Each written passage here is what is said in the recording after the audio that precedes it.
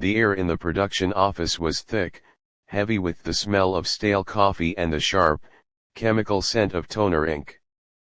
It was late, well past midnight, but the fluorescent lights were still buzzing loudly in the massive warehouse that served as the financial hub for one of the biggest movie projects in history. Outside, a cold rain was battering the tin roof, a constant drumming noise that matched the nervous tapping of fingers on keyboards. Sitting at a desk cluttered with towering stacks of paperwork was a young woman. We will call her the junior accountant. She was relatively new to the chaotic world of Hollywood blockbusters, having landed the job by sheer luck and a natural head for numbers. When she had first accepted the assignment, she thought it would be glamorous. She imagined walking on red carpets, maybe seeing movie stars, and being part of the magic. But the reality was much grayer. Her days were filled with endless spreadsheets, complex budgets, and a lot of very angry phone calls from people who wanted more money than the project had. The movie she was working on was the sequel to The Matrix. It wasn't just one movie, it was two of them being filmed back to back. The scale of the production was honestly mind-boggling. The junior accountant looked at her computer screen, the blue light washing out her tired face. On the screen was a graph, and the red line on it was shooting upward like a rocket. It was the budget report, and it was terrifying. The first Matrix movie had changed cinema forever. It was cool, stylish, and made money that nobody had expected. But the directors, the Wachowskis, were not interested in just making the same movie again. They wanted to go bigger. They wanted to create a visual world that nobody had ever seen on screen before. They wanted massive highway chases with real cars crashing into each other, they wanted hundreds of Agent Smiths fighting one man at the same time, and they wanted characters to fly through the air like superheroes. All of that creativity cost money. A huge amount of it. The junior accountant rubbed her tired eyes, smudging her mascara slightly. She had been processing invoices all day. Invoices for building a 2-mile stretch of fake highway on a decommissioned military base. Invoices for custom-tailored sunglasses and leather coats for hundreds of background actors. Invoices for the visual effects team, the VFX people who were working around the clock to turn green screens into digital dreams. But there was a massive problem. A problem that kept everyone in the office on edge. Earlier that day, the senior producers had held an emergency meeting in the glass-walled conference room. The junior accountant had sat in the corner, taking minutes, her heart pounding in her chest like a drum. The mood in the room was ugly. The studio executives, the people holding the purse strings back in Los Angeles, were panicking. They looked at the spending projections and saw a financial disaster. "We are bleeding cash," one of the executives had shouted, throwing a thick file onto the table. "You cannot spend this much money on a movie. It is impossible to make a profit back if we keep going at this rate." The directors had argued back passionately. They explained that you can't build a revolution on a shoestring budget. If they cut corners now, the audience would know immediately. The movie would look cheap, and the magic would be broken. But the executives didn't care about magic, they cared about the bottom line. They gave a strict ultimatum: costs had to be cut immediately, or they would shut down production entirely. That was the heavy weight sitting on the junior accountant's shoulders now. She looked at the list of proposed cuts that had been slid under her door. Reading it made her stomach turn. The first things on the chopping block were the extras. The things that didn't seem necessary to a businessman in a suit thousands of miles away. And right at the top of the list to be fired or severely reduced was the visual effects team. This broke the junior accountant's heart. She had walked through the VFX department a few days ago to drop off some checks. It wasn't a glamorous place. It was a room full of tired people hunched over glowing monitors, eating cold pizza out of boxes and drinking energy drinks just to stay awake. She had seen what they were doing. They were crafting entire cities out of computer code. They were creating the Burly Brawl, a fight scene that required years of difficult work. If the budget was cut, these people, the true artists of the film, would be the first to go. They would be replaced by cheaper, less experienced teams, or worse, the complex scenes they were planning would just be deleted from the script. The junior accountant looked at a small photo she had pinned to her cubicle wall. It was a picture of the main cast, but her eyes drifted to the background. She knew that the magic of the movie wasn't just the famous actors saying lines, it was the world they lived in. And that world was being built by the very people the studio wanted to fire to save a few dollars. She picked up a particular invoice from her desk. It was for a specialized camera rig needed for the bullet time effects they were trying to perfect for the new movie. It was incredibly expensive, technically over budget, but it was absolutely necessary to get the shot the directors wanted. The finance department had flagged it rejected in big red letters. She sighed, a long, shaky breath that seemed to take all her energy with it. She felt very small and powerless. She was just a number cruncher, a junior employee. What could she possibly do against the studio bosses? The men in the high tower had made their decision. The movie was too expensive. The art had to be compromised to save the spreadsheet. The phone on her desk rang suddenly, shattering the silence in the empty office. She jumped, knocking over a stack of papers. She scrambled to pick them up and answered the phone on the fourth ring. It was one of the line producers, sounding incredibly stressed and fast. "Did you process the payroll for the stunt team?" the voice asked sharply, without saying hello. "Not yet," the junior accountant whispered, her voice cracking. "The system locked me out. It says we are over the daily transfer limit." There was a long, painful silence on the other end of the line. Then, the producer spoke, his voice low and serious. "Listen to me. We have a meeting tomorrow morning. The main star is coming in to talk about his contract. He is flying in specifically to see us. If we don't figure out this money mess by then, this whole production could collapse. We need you to hold it together. Do not let the numbers scare you." The line went dead with a click. The junior accountant sat back in her cheap chair. The main star was coming in. She knew who that was. Everyone on the set knew Keanu Reeves. He was the heart of the movie. He was the one playing Neo. She had seen him on set a few times from a distance. He didn't act like a big, important movie star. He often ate lunch with the crew on the ground, he carried his own gear, and he always said thank you to the catering staff. He was different. She looked at the budget report on her screen one last time. The numbers were still glowing red.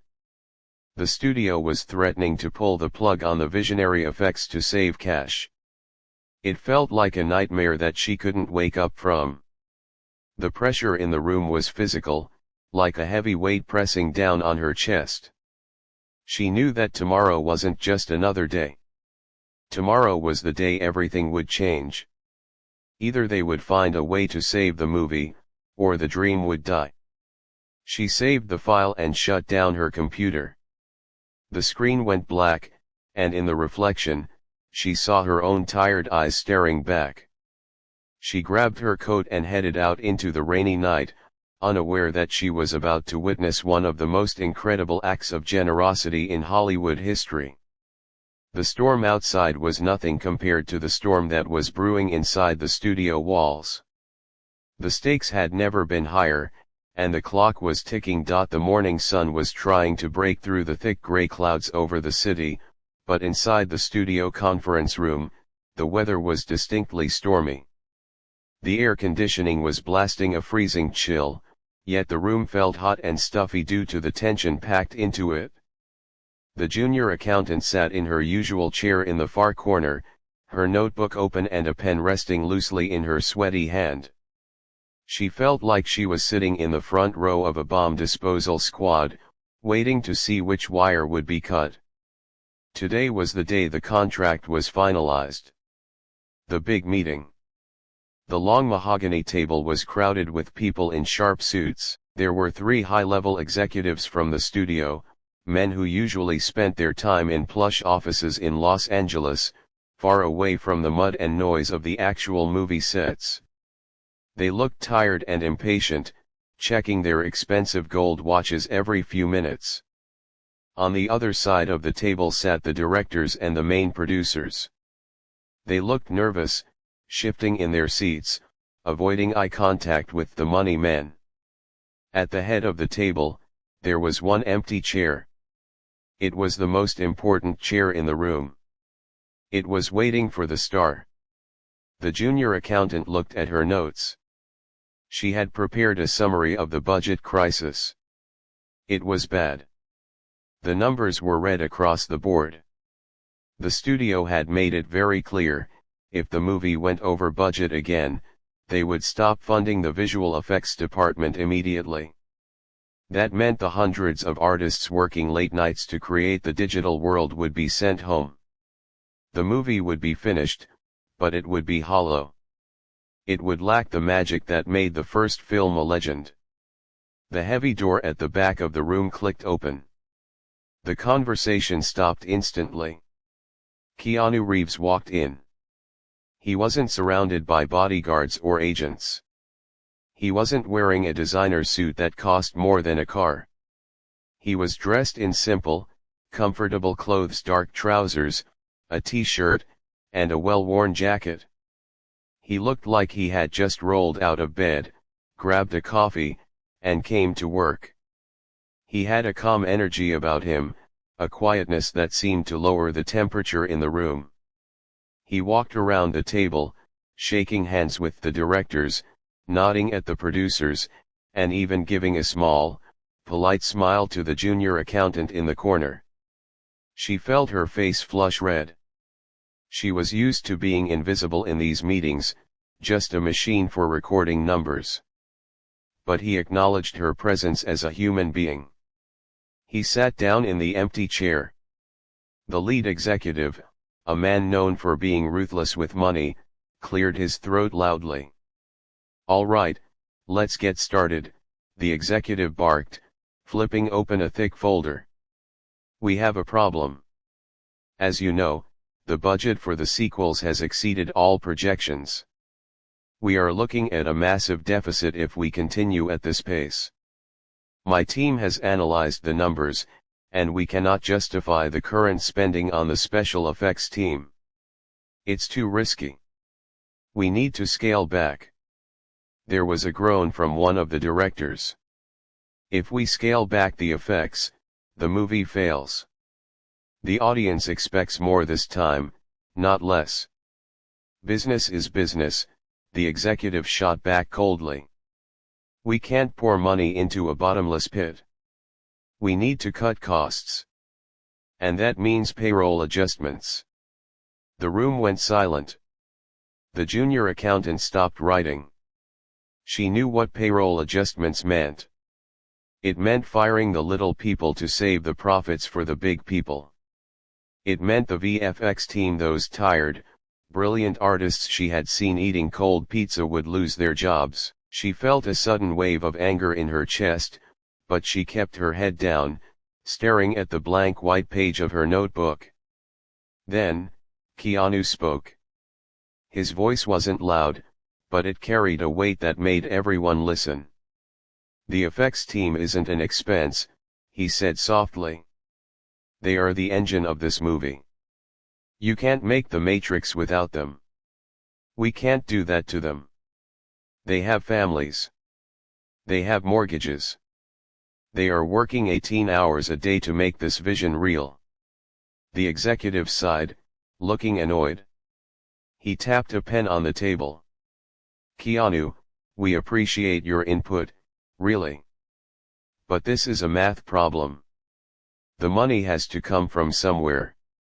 If we keep the team, we have to find savings elsewhere. But frankly, your backend points and salary structure are already locked in.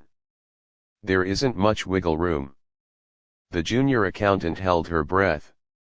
This was the moment. Usually, this is where the movie star storms out. This is where they threaten to quit unless they get their private jet or their bonus. She had seen it happen in rumors and gossip columns. Greed was the name of the game in this town. Keanu leaned forward. He looked at the contract on the table. He looked at the faces of the directors who looked terrified. Then he looked at the studio executives. I have an idea, Keanu said calmly. He picked up a pen. The junior accountant watched his hand. It was steady. What if we free up the money right now, he asked. Where is it going to come from, the executive asked sarcastically. From me, Keanu replied. The room was so silent you could hear the hum of the lights. Keanu turned the contract around to a page that listed his salary. It was a massive number. Millions of dollars. It was the kind of money that normal people couldn't even dream of. I don't need this, Keanu said, circling the number. Not if it means the movie suffers. Take my salary. Put it back into the budget. Use it to pay the visual effects team. Use it to finish the highway chase. Use it to keep the crew employed. The executive dropped his pen. It clattered loudly on the table. You want to give up your salary that's millions of dollars. You are walking away from a guaranteed paycheck. I'm not walking away, Keanu corrected him gently. I'm investing. I believe in this movie. I believe in these people. If the movie makes money, I'll get my share on the back end. But right now, the movie needs the cash more than I do. Sign it over. He pushed the paper across the table toward the stunned executives. The junior accountant felt a lump form in her throat. She couldn't believe what she was hearing. In a world where everyone was fighting to grab as much as they could, this man was pushing his pile of gold back across the table just to make sure the people working in the shadows could keep their lights on. The executive looked at the paper, then at his partners. They whispered amongst themselves for a few minutes, their eyes wide. They couldn't believe their luck. They were getting the biggest star in the world for free, essentially, and the budget crisis was solved instantly. Are you sure about this? The executive asked, his voice suddenly much softer, almost friendly. This is a lot of money to leave on the table. Keanu just nodded. I'm sure. Just take care of the crew. That's all I ask. One by one, the producers around the table let out a breath they seemed to have been holding for months. The directors looked like they wanted to hug him. The tension in the room evaporated, replaced by a strange, warm energy. The fear of the shutdown was gone. The VFX team was safe. The junior accountant looked back down at her notebook. She started writing again, but her hand was shaking slightly. She wrote the date at the top of the page. She knew she was witnessing something rare. She had always thought movies were just about entertainment, about pretending to be someone else. But today, she realized that sometimes, the most real drama happens off camera. She watched Keanu sign the paperwork. He didn't do it with a flourish. He didn't look for applause. He signed it like he was just ordering a sandwich. It was simple, it was quiet, and it was done. He stood up, shook the hands of the now smiling executives, and walked out of the room. The meeting broke up quickly after that. Everyone was talking excitedly, rushing to call the department heads to tell them the good news. The junior accountant gathered her things, her heart feeling lighter than it had in weeks.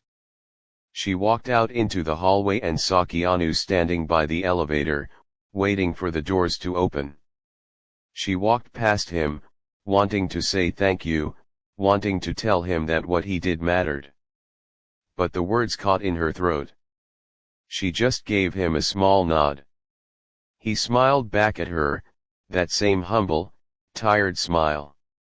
The elevator doors opened, and he stepped inside. As the doors closed, the junior accountant realized that the story of this movie had just changed. It wasn't just a sci-fi action film anymore. It was a story about character, both on the screen and behind it. And she was the one who had to figure out how to process the paperwork for the craziest, kindest financial decision she had ever seen. She didn't know it yet, but the trouble wasn't completely over. In fact, the strangest part of the story was just beginning to brew. Time moves differently in the movie business. One minute you are drowning in a sea of red ink and panic, and the next, the tide turns, and you are riding a wave of success that feels almost unreal. That was exactly what happened in the months following the big meeting. The Matrix sequels were finished. The special effects team, saved by Keanu's generosity, had done the impossible. They created visual magic that left audiences gasping in theaters around the world.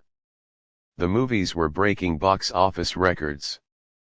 The sound of cash registers ringing was louder than the explosions in the film. For the junior accountant, life in the office changed, but the work didn't stop. If anything, it got busier. Now, instead of counting bills and worrying about debts, she was processing profits. It was a happy kind of problem to have, but it was still exhausting. The stacks of paper on her desk had grown taller, and the emails from the studio bosses in Los Angeles had shifted from angry demands to excited gloating. It was a Tuesday afternoon, just a few weeks after the movies had opened globally. The sun was shining through the blinds, casting long shadows across the accounting department.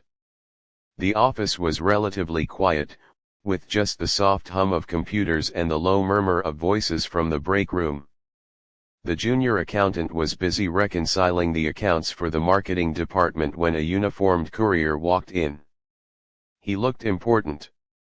He wasn't the usual guy who dropped off the generic mail. He wore a crisp blue uniform and carried a heavy, secure leather pouch under his arm. He walked straight to her desk, asking for a signature. She signed the digital pad, and he handed her a thick, cream-colored envelope. "Priority delivery," he said shortly, before turning on his heel and walking out. The junior accountant looked at the envelope. It was heavy. The paper was thick and expensive, with the studio's gold-embossed logo stamped in the corner. It wasn't a bill. It wasn't a standard payroll stub. It felt different. She took a letter opener and carefully sliced the top open. She pulled out the contents and laid them flat on her desk. Her breath caught in her throat. It was a check. But it wasn't just a check. It was a monster of a check. The numbers printed on it were longer than anything she had ever seen in her life. It was made out to Keanu Reeves, and the amount was $10 million. $10 million. She stared at the paper, her eyes wide. It was a back-end participation check. In the movie business, when an actor agrees to take a lower salary upfront in exchange for a percentage of the profits, they call it back-end. Since the movies had made so much money, that percentage had added up to a staggering sum. This was the first major payout. Contractually, it was correct. Legally, it was 100% owed to him. He had earned it. The movies were hits because of his face, his name, and his performance. But as the junior accountant looked at those zeros, A strange feeling started to grow in her chest. It wasn't happiness for him, and it wasn't excitement. It was a cold, hard knot of anger. She looked around the office. She thought about the visual effects team. She remembered walking through their offices just last week. Yes, the movie was a hit, and yes, they had kept their jobs because of Keanu. But they were still tired. They were still stressed. Many of them were sleeping on couches in the office, working 16-hour days to fix bugs and render scenes. They were paid well, sure, but they weren't millionaires. They were just regular people trying to pay rent and raise families. And then there was this check. $10 million for one person. Her mind flashed back to that meeting months ago. She remembered the calm way Keanu had pushed his salary across the table. He had said, "The money needs to go to the movie. I believe in these people." He had done it to save the art. He had done it to save the crew. Now, the studio was giving all that money back to him, plus millions more. It felt like a betrayal of his sacrifice. It felt like the studio was saying, "Oh, look how generous we are," while the crew burned themselves out in the background. The junior accountant picked up the check. It felt fragile, yet it represented so much power. She stood up and walked to the window, looking out at the parking lot below. She saw the crew members walking to their cars, old cars, used cars, tired cars. They were the ones who had built the world of the Matrix. They were the ones who had stayed late, who had missed birthdays and anniversaries to get the renders done. "Why does he get this?" she whispered to herself. "He doesn't need it. He said he didn't need it." A thought, dangerous and reckless, began to form in her mind.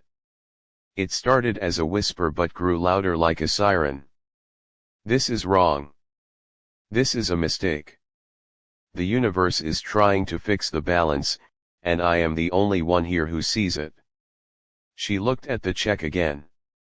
In her eyes, it wasn't a payment, it was a symbol of greed. If she processed this check, it would go to a man who was already rich. If she lost it, or destroyed it, maybe the money would stay in the production account. Maybe it could be used for bonuses for the crew. Maybe it could fund the next project so they wouldn't have to go through the stress again. She knew, deep down, that this wasn't how the world worked. You can't just redirect $10 million because you feel like it. But the frustration of the last year, the late nights, the yelling executives, the fear of the project shutting down, it all bubbled over. She felt like a vigilante. She felt like she was correcting a wrong.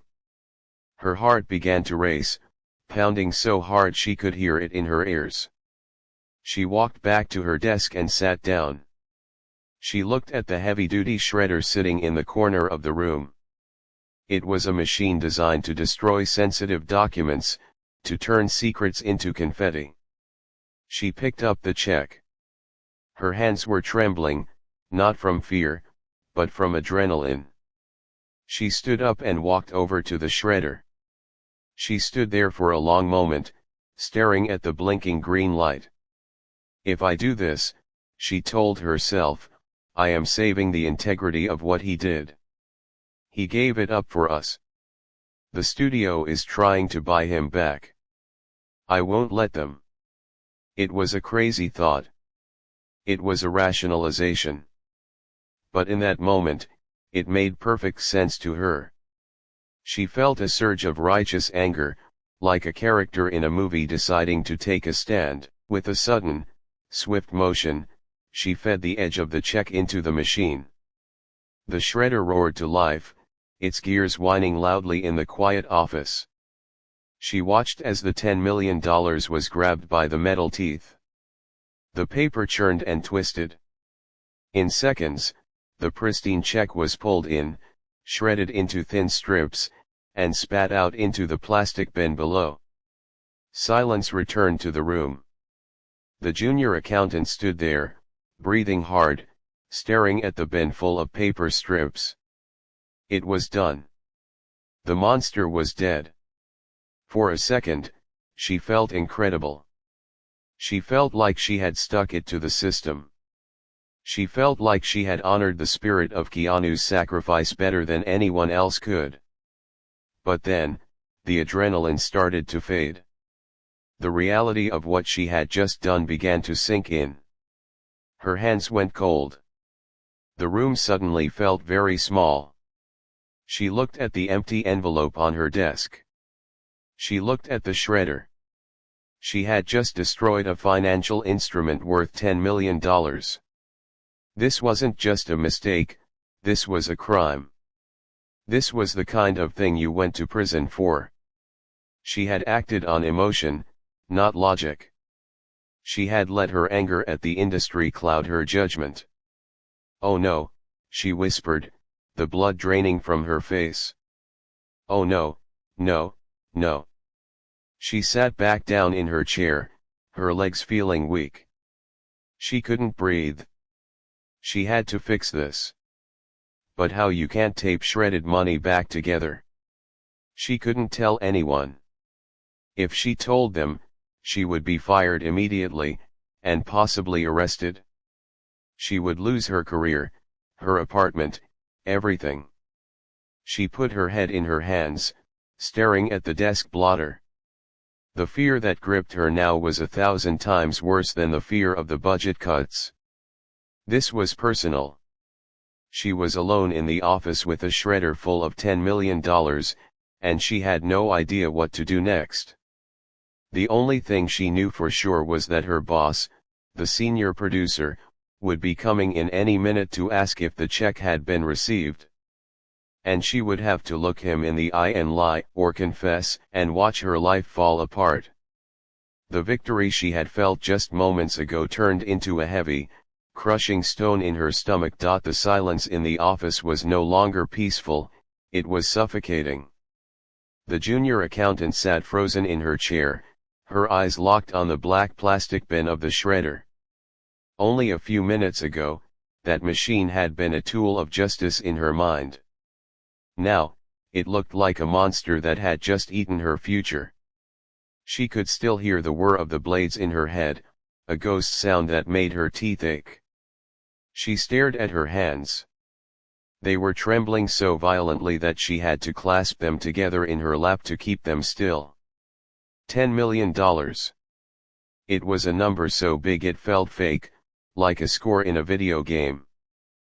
But the reality was sitting right there in the form of confetti strips. She had just committed a felony. She had destroyed property that wasn't hers. If the studio found out, they wouldn't just fire her, they would likely prosecute her to the fullest extent of the law. The clock on the wall ticked loudly. Tick. Tock. Tick. Tock. Each second felt like a hammer hitting her chest. She tried to think of a way out. Could she glue it back together? She looked at the bin. The strips were thin and mixed together. It would take a team of forensic scientists months to piece that check back together, and even then, it would be useless. She thought about running. Just walking out the door, getting in her car, and driving until she hit the ocean. But that was the thinking of a crazy person. She wasn't a criminal, she was an accountant who had let her emotions get the better of her for 30 seconds. Suddenly, the heavy sound of footsteps echoed in the hallway outside. They were fast, purposeful, and getting louder. The junior accountant's heart jumped into her throat. She knew that walk. It was the senior producer. She quickly tried to look busy, shuffling papers on her desk, but her movements were jerky and unnatural. She grabbed a pen and stared at a blank spreadsheet, her eyes wide and unseeing. The door swung open without a knock. The senior producer breezed in. He was a man who usually carried the weight of the world on his shoulders, but today he looked lighter. He was holding a coffee cup and smiling, actually smiling. The success of the movies had changed everyone's mood. "Hey," he said, his energy filling the small room. "I saw the courier truck leaving. Did the package arrive?" The junior accountant couldn't look at him. She kept her eyes on the paper, terrified that if she made eye contact, he would see the guilt written all over her face. "Yes," she squeaked. Her voice sounded high and thin, nothing like her normal tone. "Great." The producer walked over to her desk, leaning against the edge, completely relaxed. "That's the back-end payment for the star. We need to get that over to his business manager ASAP. The accounting team in LA is asking for the confirmation number. Just hand it here, I'll call it in." He held out his hand, palm open, waiting. The air in the room seemed to vanish. The junior accountant felt dizzy. She couldn't move. If she gave him the check, she would have to admit it wasn't there. If she didn't give it to him, he would eventually figure it out anyway. The trap had snapped shut. "Is there a problem?" The producer's voice changed. The smile faded. He looked at her closely, noticing the sweat on her forehead, the way she was gripping the pen until her knuckles turned white. "You look pale. Are you okay?" I can't give it to you," she whispered. "Why is it not signed? Is the amount wrong?" He stood up straight, his business senses kicking in. "Let me see it." She didn't move. She just sat there, shaking like a leaf in a storm. The producer sighed, impatient now. He walked around the desk to see what she was looking at. But there was no check on the desk, just a pile of meaningless paperwork. He looked at the empty courier envelope lying near the shredder. Then he looked at the shredder itself. The red light was blinking, indicating a full bin. The blood drained from the producer's face. He looked from the machine to the terrified woman. It didn't take a genius to connect the dots. The silence that followed was heavy enough to crush a person. "Please tell me you didn't," he said softly. It wasn't a question, it was a plea. The junior accountant finally looked up. Tears were welling in her eyes. She couldn't hold it in anymore. The pressure was too much. "I'm sorry," she choked out. "I'm so sorry. I saw the amount. I thought about the crew. I thought about what he did for us. It felt wrong. I wasn't thinking. I just got angry and I fed it in." The producer stared at her. For a long moment, he didn't say anything. He just stared at the shredder as if he couldn't believe it existed. Then, he ran a hand through his hair, letting out a string of words that would have been bleeped out on network television. He paced the small room, his breathing heavy. "Do you have any idea what you've done?" he shouted, turning on her. "That is $10 million. That is a legally binding financial instrument. You just shredded money we owe to the biggest movie star on the planet. This isn't just a mistake, this is a catastrophe. I could have you arrested in 5 minutes. Your career is over. Do you understand that?" The junior accountant broke down. She put her head on her desk and sobbed. "I know," she cried. "I know. I wasn't trying to steal it. I panicked. I thought I was helping." The producer watched her cry. The rage in his eyes began to dim, replaced by a look of exhausted disbelief. He had been in this business for 30 years. He had seen actors throw tantrums, directors destroy sets, and hurricanes wipe out weeks of shooting. But he had never seen an accountant shred a $10 million check because of a moral crisis. It was insane. It was completely unprofessional. And yet, looking at her sobbing at her desk, he knew she wasn't a bad person. She was just an idiot who cared too much and made the worst decision in the history of accounting. He stopped pacing and took a deep breath. Yelling at her wasn't going to bring the money back. Calling the police would create a scandal that would haunt the studio for years. They were currently promoting the biggest movie of the decade. The headline "Studio Destroyed Stars check" would be a public relations nightmare. He walked over to the door and locked it. The click of the lock made the junior accountant look up. "Stop crying," he said, his voice dropping to a low, commanding whisper. "Pull yourself together right now. We are going to fix this." How she sniffled, wiping her nose with a tissue. "It's gone. It's in strips." "I know it's in strips," the producer snapped, though his voice lacked the earlier heat. "We can't fix the paper, but we can fix the transaction." He pulled his cell phone out of his pocket. He looked at the screen, then back at her. "Listen to me closely," he said, pointing a finger at her. "You are going to sit there and you are not going to say a word to anyone. Not the security guard, not your friends, not the guy at the coffee shop. This conversation never happened. If anyone asks, the check was damaged in the mail. Do you understand?" She nodded frantically. "Yes. Yes, okay." The producer stared at her for a moment longer, making sure she was listening. Then, he scrolled through his contacts and found the number he needed. It was a direct line to Keanu Reeves' business manager. He took another deep breath to steady his nerves. He was about to have one of the most embarrassing conversations of his professional life. He was going to have to tell a billionaire that the girl in the mailroom shredded his paycheck because she had a crisis of conscience. He pressed the call button and put the phone to his ear. As it rang, he looked at the junior accountant. He wasn't doing this for her.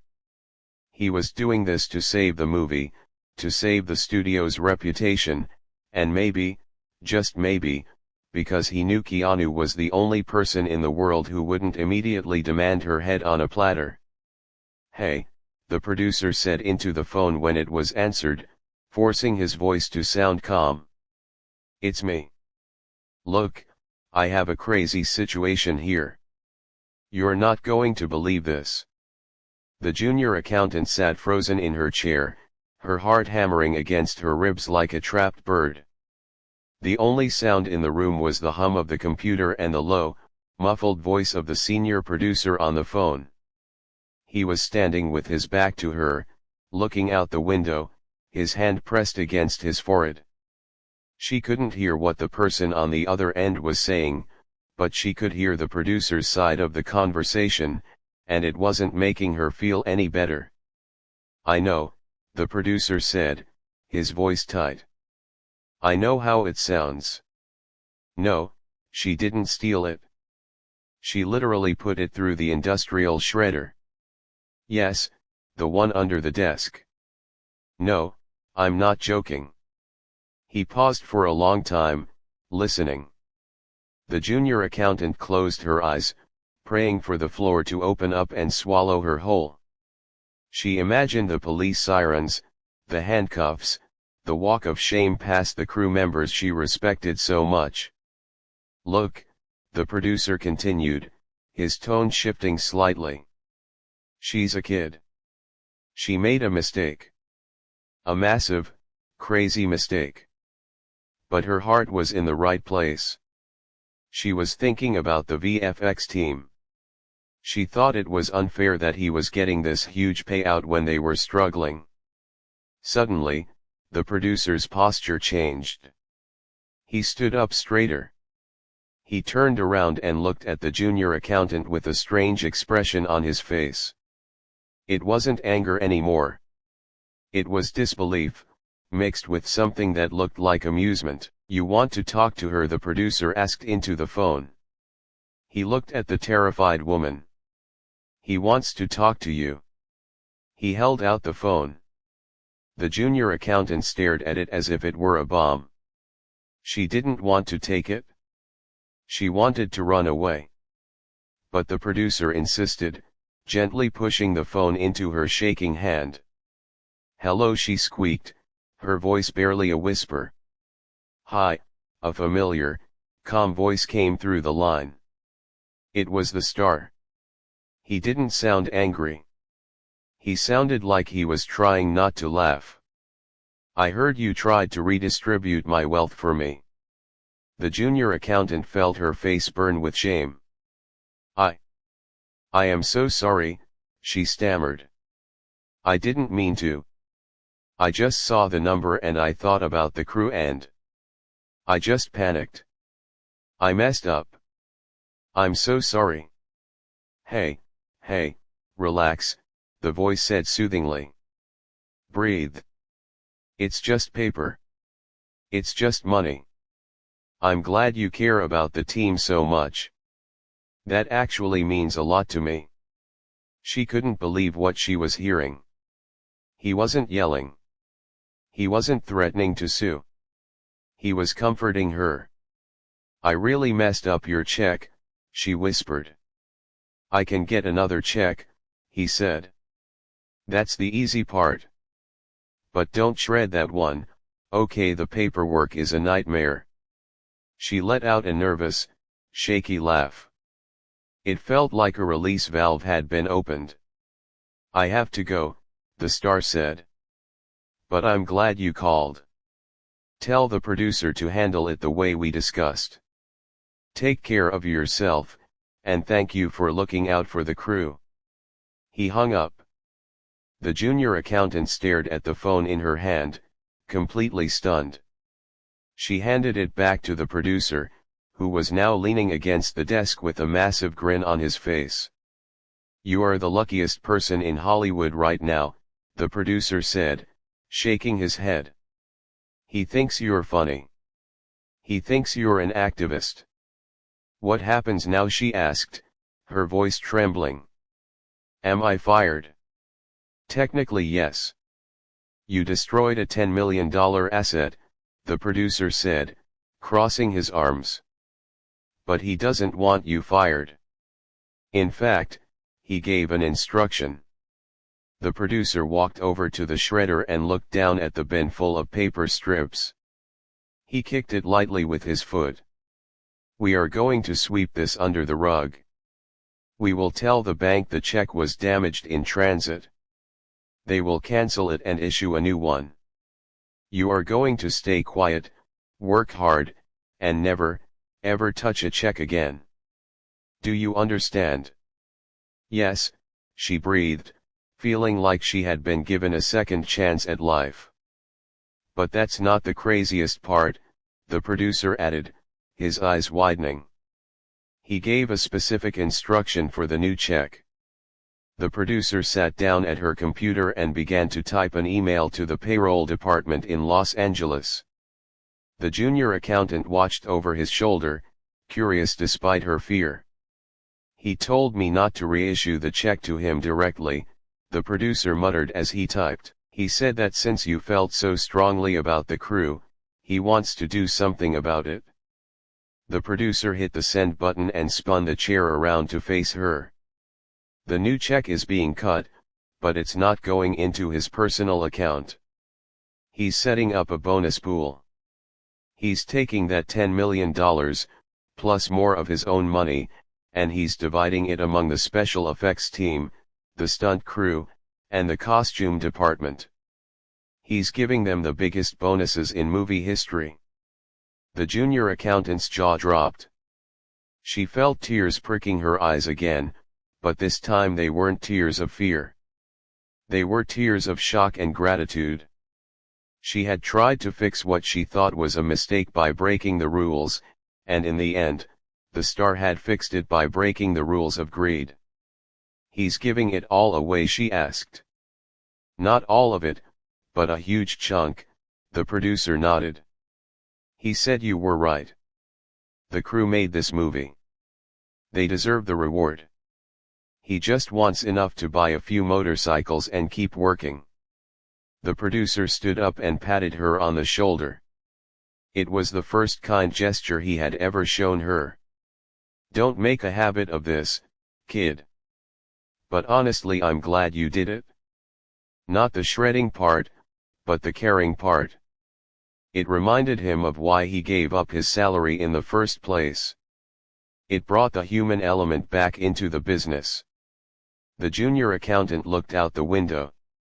The rain had stopped, and the sun was breaking through the clouds, casting a golden light over the parking lot. She watched as the visual effects team walked out of the building, laughing and talking, unaware that their lives were about to get a whole lot easier. She went back to her desk and opened the empty shredder bin. She carefully dumped the shreds into a waste basket, hiding the evidence of her crime. She sat down, picked up her pen, and went back to her spreadsheets. The numbers were still there, the budget was still tight, but the weight in the room was gone. She realized that day that movies aren't just about what you see on the big screen. The real drama happens in the quiet moments, in the choices people make when they think no one is watching. She had messed up, she had panicked, but she had also witnessed something incredible. She had seen that sometimes, the heroes on the screen are actually heroes in real life, and sometimes, a disaster can turn into a miracle if you have the right people involved. She smiled to herself as she typed. The check was gone, destroyed by her own hands. But the spirit of that check, the generosity it represented, was still alive. It was out there, ready to find its way to the people who deserved it the most. And for the first time in her career, the junior accountant felt like she was truly part of the magic.